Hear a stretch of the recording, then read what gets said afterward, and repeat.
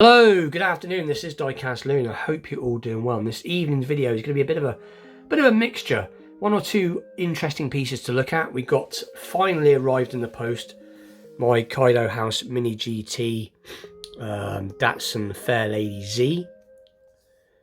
So we got that to look at first, and then after that, I went to a second-hand shop yesterday. Actually run by a good friend of mine. It's not a second-hand shop, it's actually a retro shop, and I picked up some pretty cool vintage pieces, more motorbikes and a couple of Ferraris, so that should be very cool to look at too. So anyway, without further ado, we'll get straight into it and we'll take a look at the Mini GT first. So I have one or two of these in my collection now. I was a bit late to the Kaido House Mini GT game, if I'm completely honest. I don't have loads. This is the third one to my collection now. I have I think I have the 510, I'm trying to think what I've got now, BRE livery Pro Street car. I also have a, excuse me, I also have the 510 wagon with the BRE livery as well, as I just like that livery. But I also got this. It was on pre-order, so it's taken a while to come, but it should have been here last week. But the post here has been a little bit uppy and downy. But anyway, it has come. It is in, I'm not quite sure the colour. I thought it was a brown, but it's actually like a roots beer sort of, I think it's a dark red. Excuse me. Colour. So anyway, without further ado, let's take a closer look. And I know, like I said, I do like this particular car. I've actually got a friend that has an original Datsun 240Z, or Z if you're American, and I do like them. And I especially like them as a friend of mine has an absolutely immaculate original one. But this one I wasn't sure whether I'd like it. Oh, it's these plastic pieces again. 2 seconds, let me just find something to put a pair of scissors here. Let's see if we can.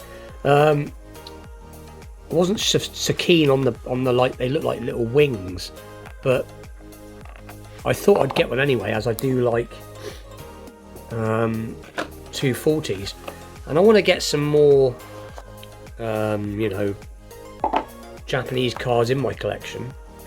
So anyway, let's take a closer look. So let's put the camera up a little bit more. So as usual, I'm not going to go over the box too long, but I do like the boxes from these. They do really premium, super premium boxes. They have definitely got a great feel, and I like that sort of X-ray look of the car, which is very cool. So anyway, let's pull it out and put that bit to one side. And here is the car. And yeah, it almost looks metallic. I would have said it's a metallic brown, but it is apparently a dark red. But it's got the exact same wheels. I don't know if I'm pronouncing these right. Is it wasabis? I'm not quite sure, but you have to forgive me for that. But it's got the same wheels as I've got on my last 510, which I do like, rather than the sort of standard sort of 5-spokes, I suppose you call it. But they are aluminium wheels. So there's the wings that I was saying about, that I wasn't massively keen on. But once it's in your hand, it's not too bad. But yeah, very nice. So this one does have, as you can see, lensed rear tail lights as a plate. Obviously says Datsun across the back on that huge, massive duck's sort of build spoiler, but it's a large one. You have to forgive me, the light's not very good. Yeah, as I'm looking at this, it is a very nice piece. I do like the gold. I like the tampos on the rear window there. Very cool. Yeah, very cool. So yeah, you can see the tops of the strut mounts there. So one or two other YouTubers have been showing this car. But yeah, very nice. You can see it's got the gear stick, the gauges, and you've got these really cool high back bucket seats. So yeah, it's very nice. And let's see if we can get the bonnet open. Let me just bear with me 2 seconds. I'm going to try and find my little, I've got a little wooden stick thing, so 2 seconds. Here we go. I think this might do it. I'll just leave that one, it's thinner. I've got something I use to put paint on. There's no paint on it at the moment, so it won't hurt it. So I have seen people trying to open these, and they're apparently not easy to open. So let's just gently push it through there, very gently, and push, and it's come up. Now, is it going to come up all the way? Yeah, there you go. So yeah, very, very nice. The bonnet actually opens, it sort of does that. It doesn't just open straight up and down. It's sort of, but yeah, I like the way they've got the engine. You can see right through. So again, you can see a shock tower there. You can see what looks like and brake reservoir there, brake master system there. I'm not quite sure as I can't see properly, but you can see it's got quad carbs on it. It's got so it's twin, yeah. So it's, I was trying to think what the carbs are, but it's got Kaido house on the rocker top. It has got side draft quad carbs, and it looks like it's got an oil filter, so that's very cool. So yeah, and you can see the radiator down there as well. So yeah, full of detail. Full of detail. It is a really nice piece. So like I said, now I have it, I'm glad I have it. I wasn't overly sure. It was these, as I call them, wings that were putting me off a little bit, if I'm completely honest, and the height of this rear spoiler, but I do really like it now it's in hand. So very, very cool. So a little look underneath the bonnet. So anyway, so that is, so you put this down, yeah, it goes down, if you're gentle with it, it goes down very nicely. Nice shut lines as well, so it's not got massive shut lines. Obviously lensed on the front, you've got some indicator details. Yeah, it is a nice piece. I highly recommend it. I know some people are a little bit put off because of the scale. I think if you collect Hot Wheels and Matchbox and Majorette, I think there's no reason that you can't collect this, unless you're a 1/64 scale aficionado only, then that's fine. But I've heard a lot of people that, like me, I collect everything, mainly 1/64 scale and 3-inch scale. This is larger because obviously Judah Myers, when he designed this car, or designed these cars, line of cars, he said he was going to make them bigger so he could incorporate more detail. Anyway, so that is a very, very nice piece. I am quite happy with that. So let's just gently put it to one side for a second and move some of the plastic. Right, so anyway, the next piece we're going to take a look. I'm going to take a look. I got this. So it does say Matchbox Australia Post collector's model. I had one of these, funnily enough. I'll just find it a second, just get it out of the drawer. 2 seconds, bear with me. From Tyrone at Building the Ultimate Matchbox Collection. He didn't send me a motorbike, but he did send me this rather cool transit van.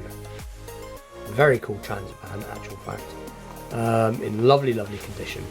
And now I've come across one of the motorbikes from the same collection, so to speak.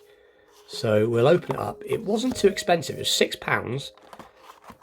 So let's take a closer look. And as far as I'm aware of, I mean, I might be wrong. I think these are for the Australian market. Obviously, I looked on the back briefly, and it does say it's from Australia as far as I'm aware of. So if I'm wrong, again, I apologise. I did try and look these up very briefly, and there wasn't a massive amount of information on it, really. I think it's 1994 was the year of manufacture, as far as I'm aware of.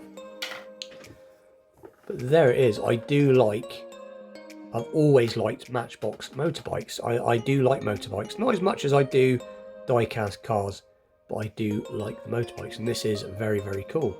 So again, it is a metal constructed frame, and obviously it's a plastic engine and plastic seat and panniers, and exhausts are plastic, but it is actual rubberized tyres on what looks like, I can't tell, let me look on camera quickly. As far as I'm aware of, they are metal wheels.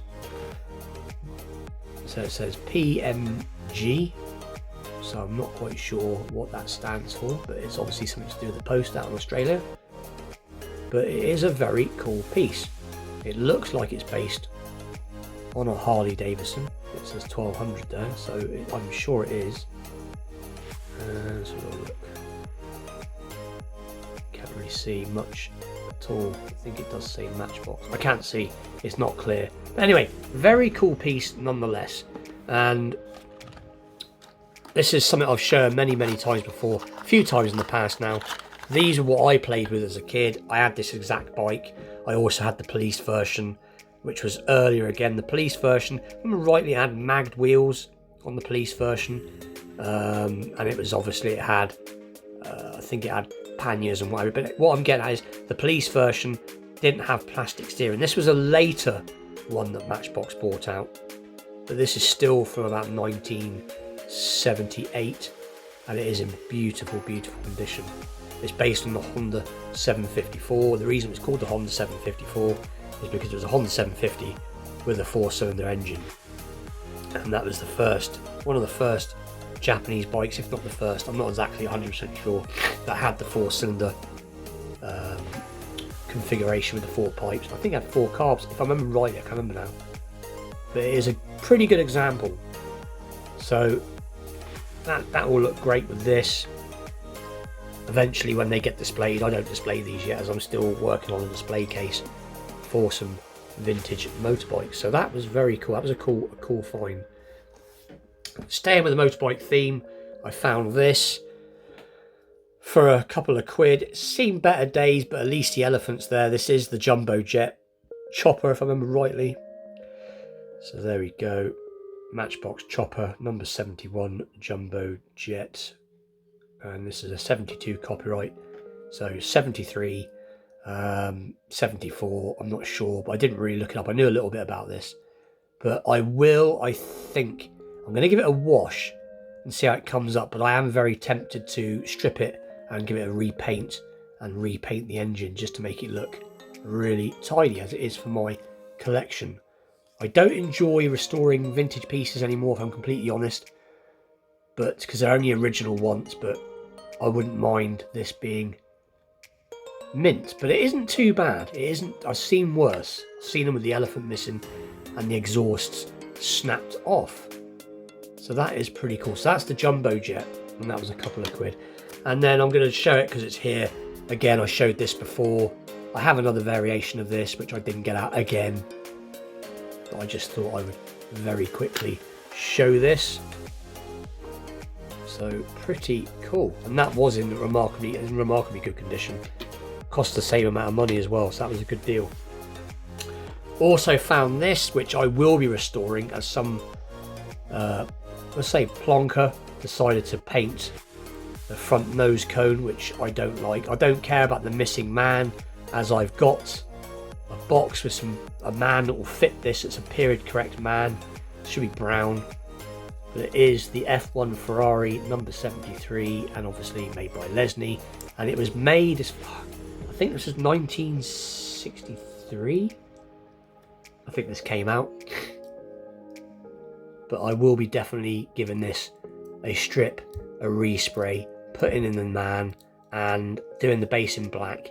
It'll be a fairly straightforward respray, and I've got some Ferrari tampos here. I'll have to try and figure out getting the 73 put back on, but it is a very, very cool casting indeed. And again, goes to the collection, as I have a Lotus race car which I didn't get out, which is in better condition, but this is still cool. And that, again, that was a couple of pounds. And apart from, if it wasn't for that nose cone, I would have just put the man in, and left it. The last piece I picked up was this. Again, I have one of these, but a little bit tattier. This one's a little bit better condition than the last one I got. So this is obviously a Hot Wheels, a Ferrari 512M. And apparently these are quite rare, especially if they're boxed. This isn't a copper colour, it looks orange, but it is actually copper. It's from 2007, and it has the opening bonnet, engine cover, whatever you want to call it, to reveal the engine with the gearbox there. Transaxle. That's pretty cool. And again, £2.